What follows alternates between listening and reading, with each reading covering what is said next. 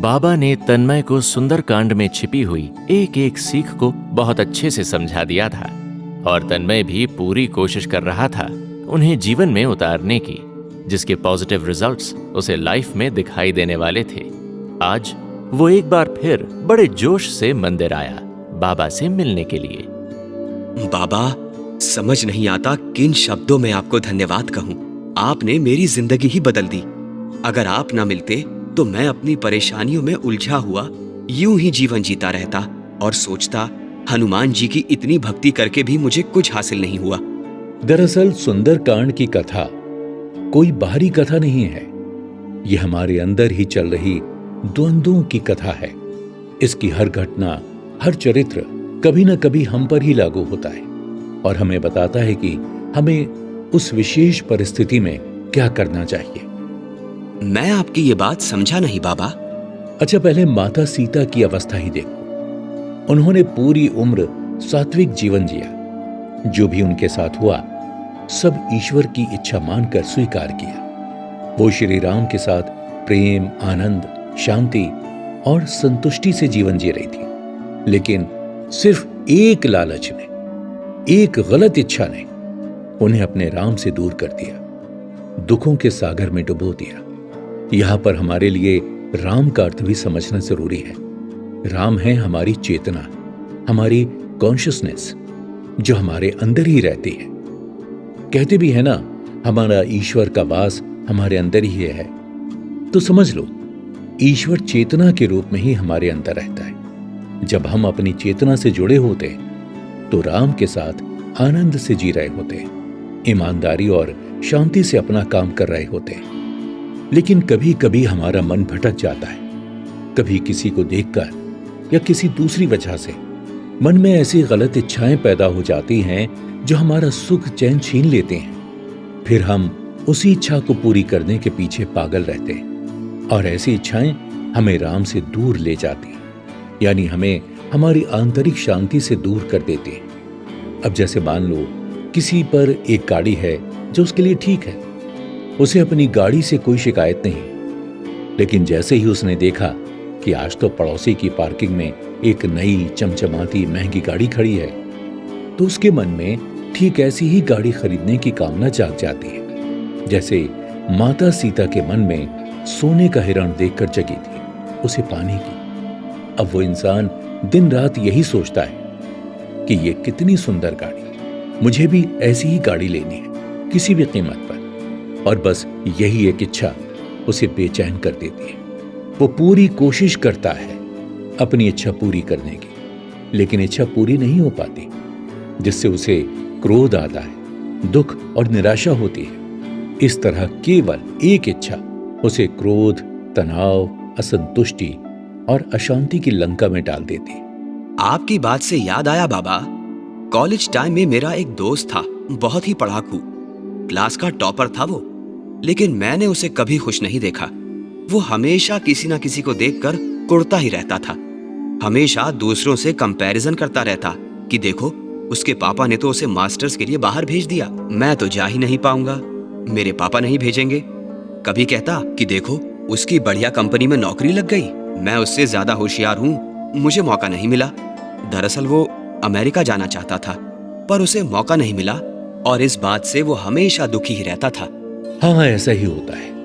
एक अधूरी इच्छा हमें वो बाकी सारी नेमतों, सारी उपलब्धियों, इन सबको देखने नहीं देती जो हमें मिले हुए हैं, जिनके लिए हमें भगवान का शुक्रगुजार होना चाहिए। बस जो हमारे पास नहीं है उसके पीछे जीवन की शांति भंग कर देते हैं। हमारे आसपास ऐसे सोने के हिरण बने बहुत से आकर्षण घूम रहे हैं। अगर हम उनके लालच में आ जाएं, तो फिर हमारा भी वही परिणाम होता है जो माता सीता का हुआ। हमें भी दुख, चिंता, निराशा, असंतुष्टि की कैद मिलती है। ऐसा तो सभी के साथ होता है बाबा।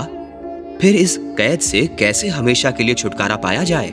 इस कैद से हमें तभी मुक्ति मिलती है जब हम उस लालच को छोड़कर वापस राम को पाने की प्रार्थना करते हैं, सत्य और सात्विकता से जुड़ते हैं। दरअसल रावण प्रतीक है बुराइयों का, विकारों का, और ये बुराइयां कहीं बाहरी नहीं होती, हमारे अंदर ही होती हैं। रावण के 10 सिर हमारे पास भी हैं, जो हैं अहंकार, स्वार्थ, क्रोध, ईर्ष्या, द्वेष, निराशा, कामना, वासना, दूसरों से तुलना और असंतुष्टि।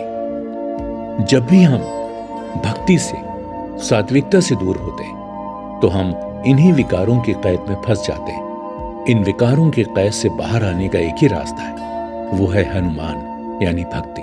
दरअसल हनुमान जी भक्ति का प्रतीक है।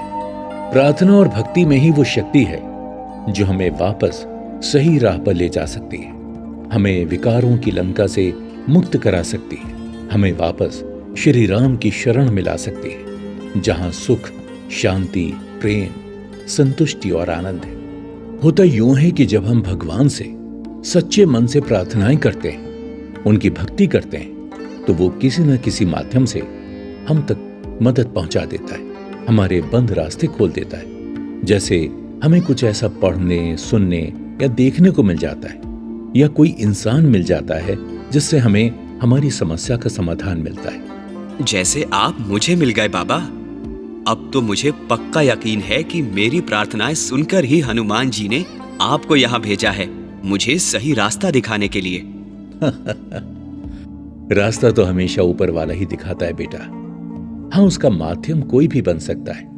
जब हमारे जीवन में हनुमान जी आते हैं यानी भक्ति आती है, तो हमारे अंदर पनप रहे विकारों की लंका ऐसी ही जलती है जैसे हनुमान जी ने रावण की लंका जलाई थी।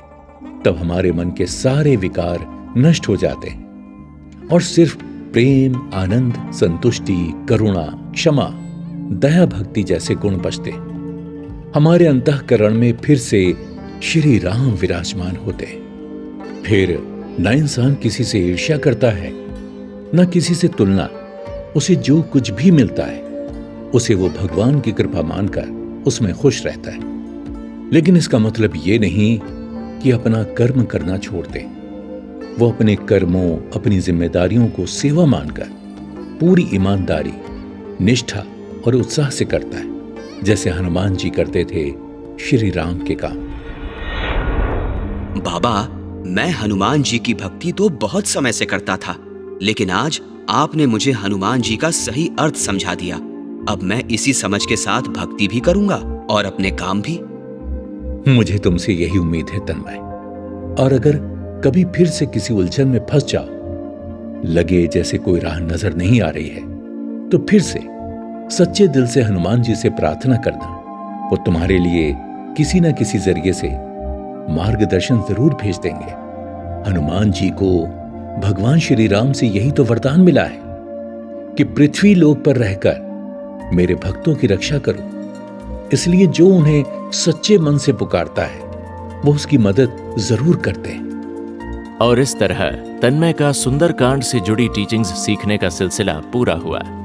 बाबा वहां से चले गए थे, मगर उनकी सिखाई हुई बातें तन्मय के साथ थीं, जो कदम कदम पर उसे गाइड कर रही थीं। अब वो जब भी सुंदरकांड पढ़ता था तो उसकी हर घटना से जुड़ी सीख उसके मन में गूंजती थी, और हमें यकीन है अब आपके साथ भी ऐसा होगा। सुंदरकांड से जुड़ी टीचिंग सीखने के लिए, इस सफर में हमारे साथ बने रहने के लिए आपको बहुत बहुत शुक्रिया।